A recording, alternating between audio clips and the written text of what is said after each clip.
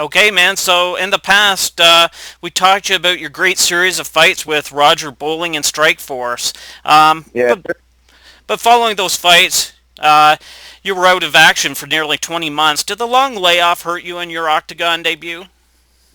No, no, I don't think it did. It was a time I just needed for recovery from an injury and everything. And if anything, I was more hungry to get back in there than anything. And it just showed me, how much love I had for the sport and how much, I just really wanted to get back in that cage.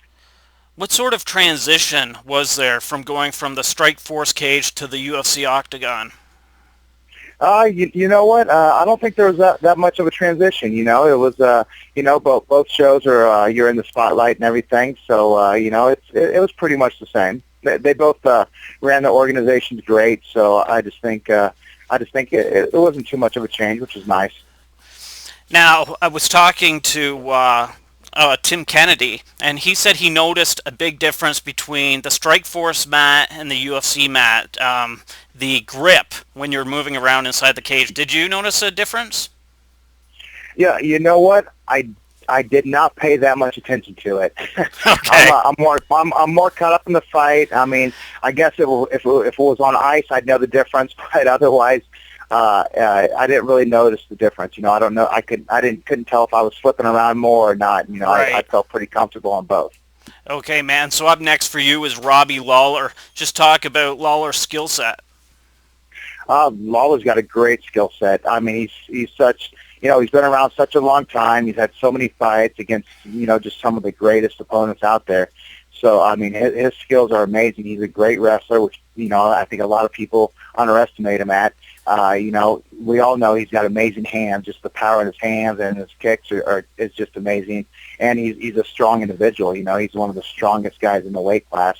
So, I mean, he's game. He's down to get down and dirty with me. So that's what Nice, we're gonna do. nice. Awesome, man. So you were training for James Head, were you not? Yes, I was. Okay, and then you got moved up into this spot. Do you think that's an advantage or a disadvantage heading into this thing?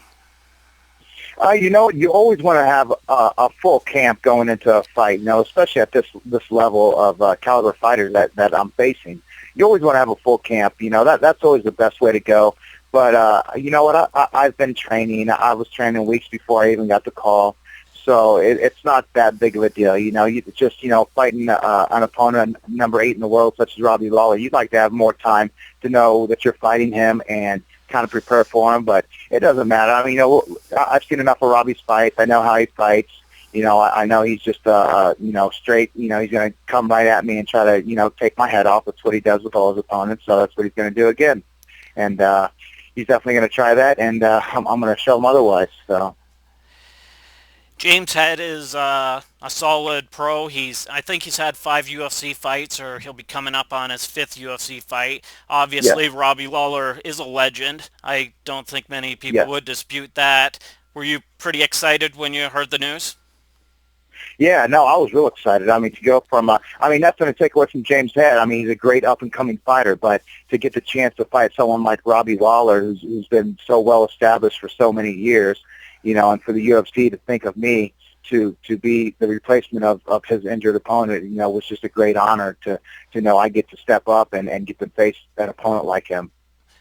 Okay, man, just talk about cutting weight. How much will you need to drop before the weigh-ins next week? You know what? I guess 3 weeks ago, I was about 205. Right now, it's actually going good. It's going better than I thought. Right now, I'm about 185. Oh, wow. So, I mean, technically the last, I water load like crazy. So the last 7-8 pounds I lose in about an hour in the steam room right before weigh-ins.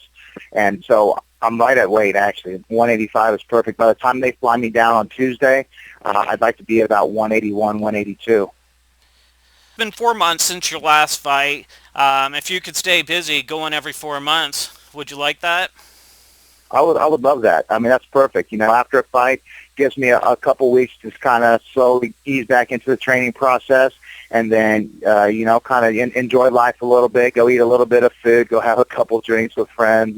Family, all that good stuff, and then get back in the groove of training hard, preparing for a fight. I think every 4 months is pretty perfect. Okay, man. Before we let you go, just give us a prediction on your fight. Prediction, you know what, we're both going to come out throwing some heavy hands, getting at it, and I think the first 2 rounds are going to be close, and I think I'm going to take him out in the third. Good stuff, man. Thanks for giving us the time. All right, now thank you for having me on. I appreciate it.